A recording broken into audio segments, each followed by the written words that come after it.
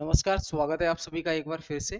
पिछली क्लास में हमने डिस्कस किया था सीटेट का जो इन्फॉर्मेशन बुलेटिन था और उसके साथ साथ हमने सिलेबस और क्या स्ट्रेटजी होनी चाहिए कि पहली बार में एग्जाम क्वालिफाई हो जाए। तो उसके लिए मैंने आपको बताया था बेसिक चीजें सभी को फॉलो करनी चाहिए जो भी एस्पिरेंट्स हैं, यानी कि एनसीईआरटी को फॉलो करना है आपको। 6, 7, 8 यानी कि 6, 7, 8 क्लास की एनसीईआरटी, हिस्ट्री की 3, ज्योग्राफी की 3 और सिविक्स की 3। ठीक है, इसके साथ साथ पीवाईक्यू के लिए एक बुक आपके पास होना जरूरी है जिसमें प्रीवियस ईयर क्वेश्चंस दिए हों, तो टॉपिक पढ़ने के साथ साथ आप जो है उसको प्रैक्टिस भी कर पाओ।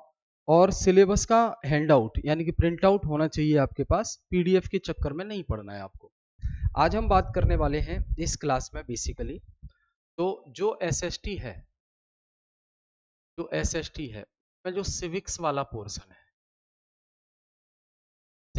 पोर्शन है एसएसटी में। ठीक है, इसको आप सोशल एंड पॉलिटिकल लाइफ कहते हैं, सोशल एंड पॉलिटिकल लाइफ, सामाजिक एवं राजनीतिक जीवन, इसके बारे में है। अब जो टॉपिक आपके में दिए गए हैं जिनको आपको पढ़ना है, तो मैंने क्या किया है कि जो सीटेट में सिविक्स के टॉपिक हैं उनके अकॉर्डिंग एनसीईआरटी के जो जो चैप्टर हैं वो एक साथ कर दिए हैं। मेरी बात समझिए, जैसे सीटेट के ऑफिशियल सिलेबस में सिविक्स के अंदर पहला टॉपिक आपका डाइवर्सिटी दिया है।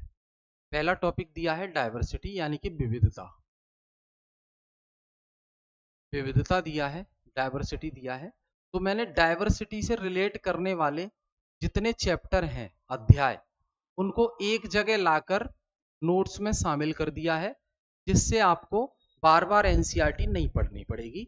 एक ही जगह डाइवर्सिटी टॉपिक पे आप जाएंगे नोट्स में, और डाइवर्सिटी टॉपिक से रिलेटेड एनसीईआरटी में किस किस चैप्टर में क्या क्या है वो सब एक जगह लाके रख दिया है। तो ऐसे एक बार में ही आपका वन टाइम में पूरा टॉपिक कंप्लीट हो जाएगा। इससे इसी सीक्वेंस में हम यूट्यूब पर चलेंगे। ठीक है, तो ऐसे डाइवर्सिटी टॉपिक है, गवर्नमेंट के बारे में है, लोकल गवर्नमेंट है, मेकिंग अ लिविंग, जीवन यापन, डेमोक्रेसी लोकतंत्र, राज्य सरकार, मीडिया को समझना, अनपैकिंग जेंडर्स। तो ये है आपका सिलेबस। और इसके अलावा unpacking gender, constitution, parliamentary government और जुडिशरी, और सोशल जस्टिस एंड मार्जिनलाइज्ड, पिछड़े हुए लोग। ठीक है, ये है। अब यहां देख लीजिए एक बार कैसे मैंने किया है आपके लिए कंबाइन। अच्छा, ये दोनों भाषाओं में है, पहले इंग्लिश में है फिर हिंदी में। ठीक है, दोनों भाषाओं में है, किसी में भी आप पढ़ सकते हैं।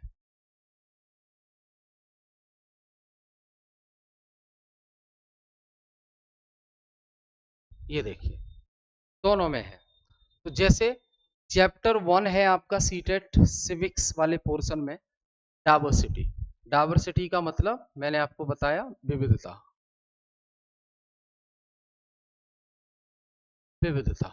ठीक, डाइवर्सिटी। अब डाइवर्सिटी इन इंडिया, इसके अंदर एक टॉपिक है, मेन टॉपिक डाइवर्सिटी हो गया, विविधता, इसके अंदर टॉपिक है डाइवर्सिटी इन इंडिया। ध्यान रखना ये नोट्स दोनों भाषाओं में है। ठीक है, आगे हिंदी भी मिलेगा। अब भारत में विविधता का मतलब क्या है? India is a country of vast diversity. Bharat एक ऐसा देश है जहां पे बहुत विविधता हमें देखने को मिलती है।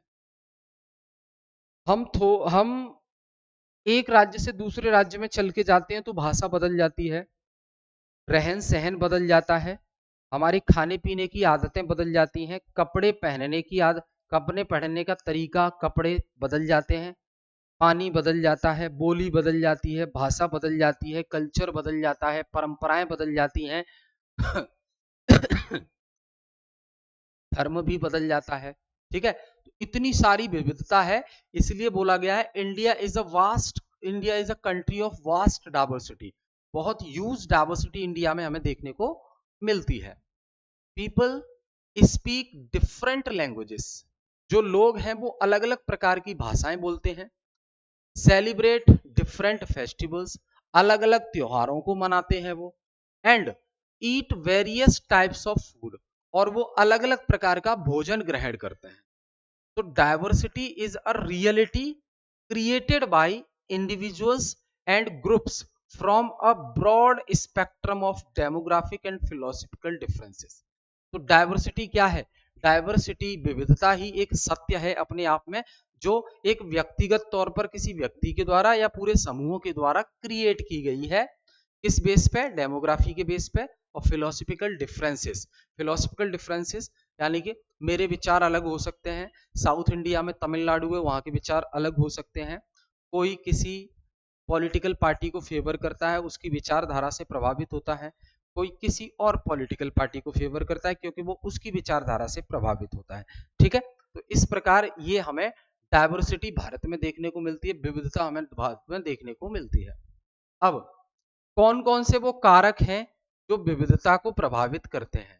Factors influencing diversity. कौन कौन से वो कारक हैं जो विविधता को प्रभावित करते हैं? तो देखो भाई, विविधता को प्रभावित करने वाले कारकों में हिस्टोरिकल भी हो सकता है, ये क्वेश्चन पूछा गया है, जियोग्राफिकल भी हो सकता है, ऐतिहासिक कारक भी हो सकते हैं, भौगोलिक कारक भी हो सकते हैं। Factors are the two factors that influence the diversity of a region. किसी भी क्षेत्र की विविधता को प्रभावित करने वाले दो कारक हो सकते हैं, एक ऐतिहासिक कारक जो पुराना चला आ रहा है और दूसरा भौगोलिक स्थिति वहां की ऐसी है कि वो मजबूर है इस प्रकार से रहने के लिए। अब राजस्थान में आप जाएंगे तो इतने बड़े बड़े ऊनी कपड़े पहन के थोड़ी ना घूम सकते हैं, नहीं घूमेंगे, गर्मी है। और जम्मू कश्मीर में जाएंगे तो ये क्या है? ज्योग्राफी है वहां की। राजस्थान की जो भौगोलिक स्थिति है वो अलग है, जम्मू कश्मीर की भौगोलिक स्थिति अलग है, तो उसी हिसाब से लोगों का कपड़े पहनने का तरीका भी है। ठीक है, तो हिस्टोरिकल हो सकता है, ज्योग्राफिकल फैक्टर भी हो सकते हैं। The life of people near the sea is different from the people in mountainous areas. समुद्र के आसपास जो लोग रहते हैं उनका जीवन अलग होता है, और वहीं आप देखो पर्वतीय क्षेत्रों में जो लोग रहते हैं उनका जीवन अलग होता है। ठीक है, तो ये इसे क्या कहोगे आप? इसे ये थोड़ी ना है कि उन्हें पसंद है इसलिए वो ऐसा कर रहे हैं, नहीं जी, उनकी भौगोलिक स्थिति, वो जहां रहते हैं वहां की भौगोलिक स्थिति इस प्रकार की है, भौगोलिक विशेषताएं इस प्रकार की है कि वो उसी भौगोलिक अवस्था, भौगोलिक विशेषताओं को आधार बनाकर ही आगे बढ़ सकते हैं। ठीक है, अब राजस्थान में गर्मी पड़ रही है तो आप गर्म कपड़े नहीं पहन सकते वहां पे। ठीक है, अब जैसे एक एग्जांपल आपकी एनसीईआरटी में दिया गया है लद्दाख का, लद्दाख का एग्जांपल दिया है। तो ये जो लद्दाख है जिसे आप कोल्ड डेजर्ट भी कहते हैं, लद्दाख जिसे ठंडा रेगिस्तान भी कहा जाता है, तो Ladakh is a land with awesome physical features and is set in an enormous and spectacular environment. It is surrounded by the world's mightiest mountain ranges. Ladakh जो है एक बहुत बड़ी पर्वत श्रृंखला से घिरी हुई है। द काराकोरम नॉर्थ साइड में है, लद्दाख के नॉर्थ में काराकोरम श्रेणी है, और एंड द ग्रेट हिमालयाज है साउथ में। तो लद्दाख के साउथ में ग्रेट हिमालयाज, हिमालय पर्वत, और लद्दाख के नॉर्थ में क्या है? काराकोरम। समझ रहे हैं? तो ये पर्वत श्रेणी से घिरा हुआ है लद्दाख, इसलिए एकदम जो मौसम है, लैंड है, एकदम औसम है, विशेष विशेषताएं हैं वहां की। फिर केरला के बारे में बताया गया है, Kerala is located in south western part of India, यानी कि ये, तो ये नॉर्थ, साउथ, वेस्ट और ईस्ट। साउथ वेस्ट यानी कि ये वेस्टर्न घाट है, यहीं पे Kerala. Kerala is located in south western part of India, it is surrounded by sea. Kerala sea से घिरा हुआ है ऑन वन साइड, एक साइड केरल के समुद्र है और दूसरी साइड पहाड़ी है, हिल्स, पहाड़ी है। तो ये देखो, ये जितनी विशेषताएं हम बात कर रहे हैं ना, ये आपकी स्टेटमेंट में लिख के आती हैं प्रश्नों में। तो केरला के बारे में क्या बात हो गई? एक साइड तो इसकी समुद्र है और दूसरी साइड इसके हिल्स है, पहाड़ी है। ठीक है। लद्दाख में क्या था कि ये माउंटेन से घिरा हुआ है, माउंटेन से घिरा हुआ है, जिसमें काराकोरम की बात की थी नॉर्थ साइड में और ग्रेट हिमालय की बात की थी साउथ में। ठीक है। केरला, तो जो साउथ वेस्टर्न पार्ट में है, इसकी एक साइड समुद्र से लगती है और दूसरी साइड हिल्स हिल्स से लगती है। ठीक है, याद रखेंगे। अब यूनिटी इन डाइवर्सिटी, इस पे भी क्वेश्चन बहुत आया है। भैया भारत में अलग अलग प्रकार के लोग, अलग अलग रहन सहन, अलग अलग कपड़े, अलग अलग भोजन, अलग अलग त्योहार, इतना सब अलग अलग होने के बावजूद भी वो सब लोग एक होकर रहते हैं, मिलकर रहते हैं। तो इसे कहते हैं यूनिटी इन डाइवर्सिटी, यानी कि विविधता में एकता। विविधता तो है, उसके बावजूद भी एकता है। तो India is a land of different religions. Bharat एक ऐसी भूमि है जहां पर रहने वाले लोग अपना अलग अलग धर्म मानते हैं, धर्म फॉलो करते हैं। डिफरेंट रिलीजन एंड कम्युनिटीज, अलग अलग समुदाय देखने को मिलते हैं भारत में। There is a great diversity in our habits, जो हमारी आदतें हैं उनमें भी हमें अलग अलग बदलाव देखने को मिलता है। एंड कस्टम्स, तो जो हमारी हैबिट्स हैं और कस्टम्स हैं, रीति रिवाज, वो भी अलग अलग हैं सबकी। Yet we all live together as Indians. इतना सब होने के बाद भी हमारे धर्म अलग हैं, हमारे समुदाय अलग हैं, हमारी आदतें अलग हैं, हमारे रीति रिवाज अलग हैं, इसके बावजूद भी हम भारतीय बनकर एक होकर रहते हैं। We all are Indians. हम धर्म के आधार पर नहीं देखेंगे, जाति के आधार पर नहीं देखेंगे, कल्चर, अलग अलग कल्चर के आधार पर नहीं देखेंगे, हम हैं तो सिर्फ भारतीय। दैट्स इट, यूनिक आइडेंटिटी हमारी भारतीय है। इतना सब ये अलग अलग चीजें होने के बावजूद भी हम भारतीय बन के रहते हैं, ये यूनिटी इन डाइवर्सिटी है, विविधता में एकता है। तो unity in diversity has been the distinctive feature of our country.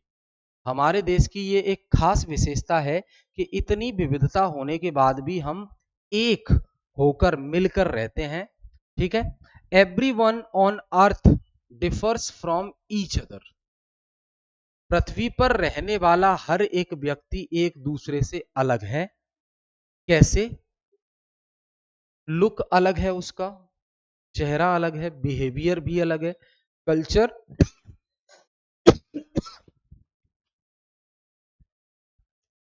Culture भी अलग है, धर्म भी अलग है, भाषा अलग बोलता है, और टैलेंट टैलेंट भी अलग अलग ही है, etcetera. This means that there is diversity among people in these aspect। तो हम जितने भी लोग हैं, हम सब लोगों में आपस में विविधता देखने को मिलती है इन एस्पेक्ट को ध्यान में रखते हुए। क्या एस्पेक्ट? लुक्स अलग अलग है, बिहेवियर अलग है, कल्चर अलग है, धर्म अलग है, भाषा अलग है, टैलेंट अलग है, एटसेट्रा। ठीक। अब diversity means the lake of uniformity and the sense of variety. Diversity का मतलब क्या है? लेक ऑफ यूनिफॉर्मिटी, यानी कि एक रूपता तो नहीं है। डाइवर्सिटी का मतलब क्या है? एक रूपता नहीं है, सब में सब एक जैसे नहीं है। और लेकिन जो and the sense of variety, अलग अलग वेराइटी हमें देखने को मिलती है यहाँ पे, वही है डाइवर्सिटी। आई होप इतना डिस्कस किया हमने डाइवर्सिटी पे क्लियर हो गया होगा। ये पूरा डेट, ये जो पूरे जो कंटेंट है ना, ये आपका पूरा एनसीईआरटी है। ठीक है। अब देखिए आगे।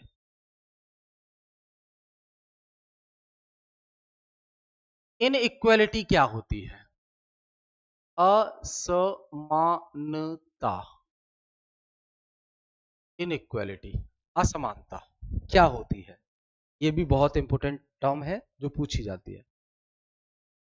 Inequality comes about among people when they have different access to resources and opportunities.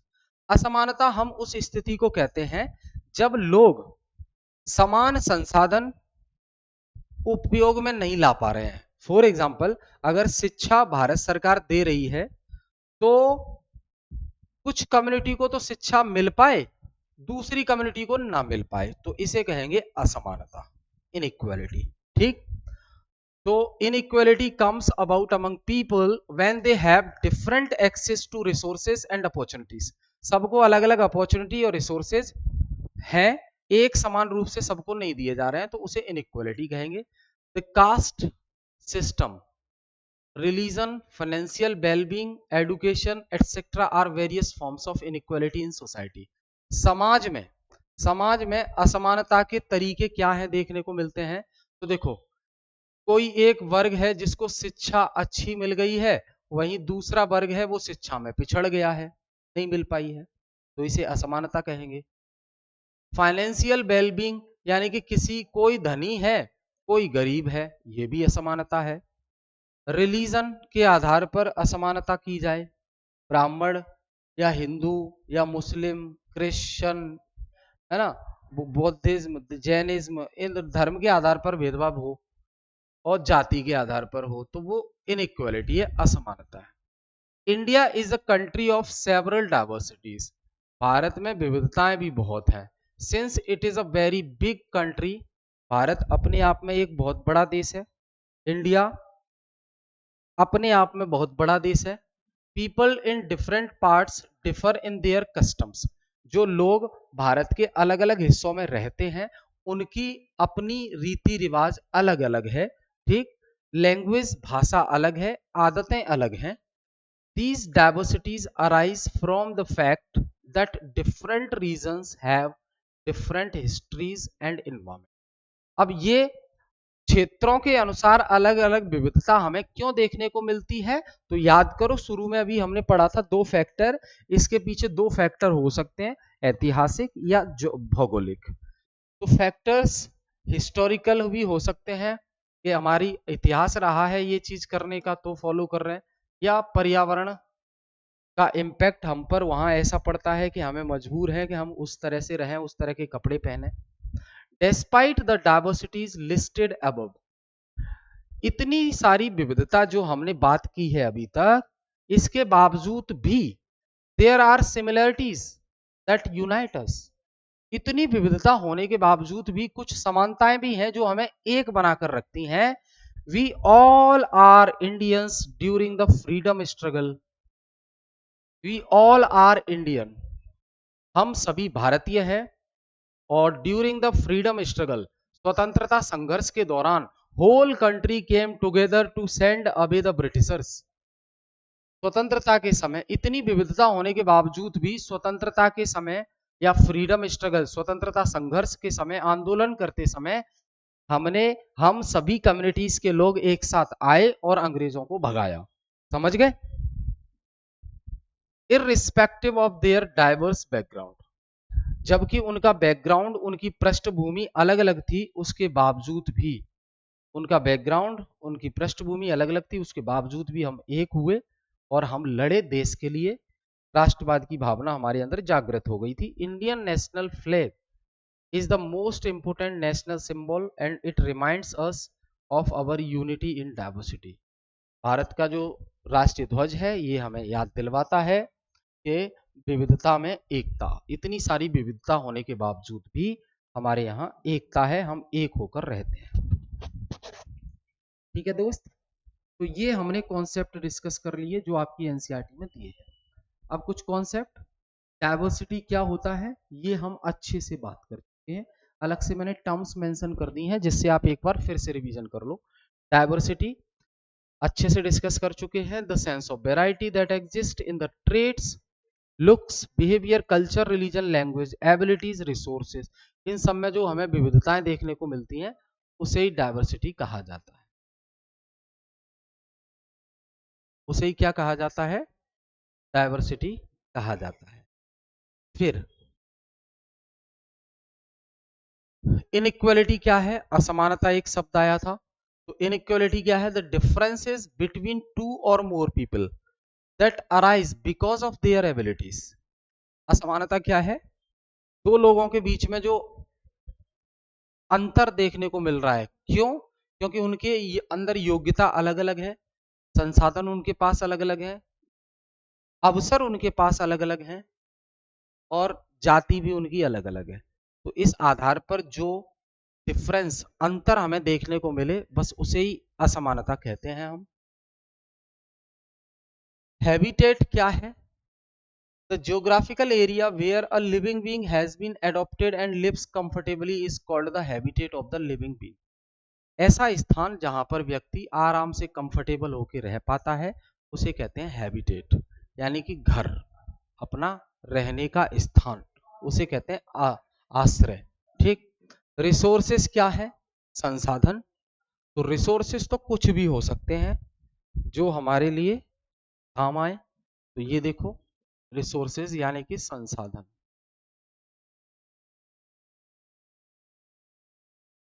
संसाधन, संसाधन, ये हालांकि ये पूरा चैप्टर आपका क्लास 8th की एनसीईआरटी में है, सीटेट के सिलेबस के अकॉर्डिंग। वहां तो हम बहुत ज्यादा पढ़ेंगे, इसके बारे में बहुत ज्यादा पढ़ेंगे। अभी रिसोर्स सिर्फ टर्म को समझो, क्योंकि आप अभी 6th क्लास की एनसीईआरटी में हो। Resources, anything that can be of any use in any activity is said to be resource. कोई भी चीज जो किसी भी प्रकार से हमारे यूज में आए, कोई भी चीज जो किसी भी प्रकार से हमारे इस्तेमाल में आए, उपयोग में आए, किसी भी एक्टिविटी के दौरान, किसी भी क्रिया के दौरान, तो उसे हम संसाधन कहते हैं। क्या कहते हैं? उसे ही हम संसाधन कहते हैं। तो क्या समझा हमने? अभी तक हमने क्या समझा? हमने भैया, हम जो चैप्टर पढ़ रहे हैं वो है डायवर्सिटी। जो चैप्टर पढ़ रहे हैं वो है क्या? डायवर्सिटी। तो देखो, हमने डायवर्सिटी के बारे में समझा, बिल्कुल बेसिक बात की हमने डायवर्सिटी। हमने इनइक्वालिटी के बारे में समझा, हमने इनइक्वालिटी के बारे में समझा, और हमने रिसोर्सेस के बारे में समझा, जो सबको बराबर नहीं मिल पाते हैं रिसोर्सेस। ठीक। फिर हमने जो है यूनिटी इन डायवर्सिटी को समझा, यूनिटी एंड डायवर्सिटी। ठीक है। इसके अलावा हैबिटेट के बारे में समझा, आश्रय हमारा। भारत में,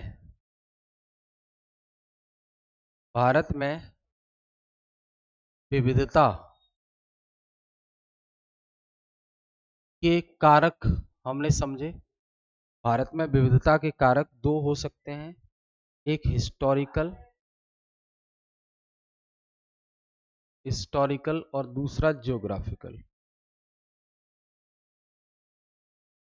हिस्टोरिकल और ज्योग्राफिक, ऐतिहासिक पृष्ठभूमि अगर हमारी रही है तो हमारी आदतें वैसी होंगी, या फिर हम जहां रहते हैं वहां की भौगोलिक स्थिति, परिस्थिति अलग है।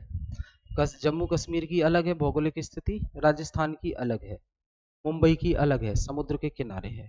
ठीक है। तो सबकी भौगोलिक स्थिति अलग अलग है, ये प्रभावित करती है हमारी डायवर्सिटी को, विविधता को। समझ आया? तो दोस्त, ये डिस्कस किया हमने पहला चैप्टर, बिल्कुल बेसिक। अगली क्लास में हम इस चैप्टर को और आगे बढ़ाएंगे और हम डिस्क्रिमिनेशन के बारे में पढ़ेंगे, भेदभाव। ठीक है। तो क्लास में जुड़ने के लिए बहुत बहुत धन्यवाद। पहली क्लास जरूर देखिएगा, उसमें पूरा सिलेबस और एग्जाम से रिलेटेड स्ट्रेटजी शेयर की है, कैसे आप अच्छे से तैयारी कर सकते हैं। और फिर ये दूसरी क्लास है जिसमें हमने सिविक्स स्टार्ट की है, चैप्टर 1, सीटेट का सिलेबस का चैप्टर 1, ना कि एनसीईआरटी का। ठीक है। तो इसको अच्छे से कंप्लीट करो, और ये नोट्स आपको टेलीग्राम में मिल जाएंगे, और अगर पर्सनल चाहिए तो आप डिस्क्रिप्शन में जो नंबर है उस पर कॉल या व्हाट्सएप कर सकते हैं। ठीक है। बहुत बहुत धन्यवाद।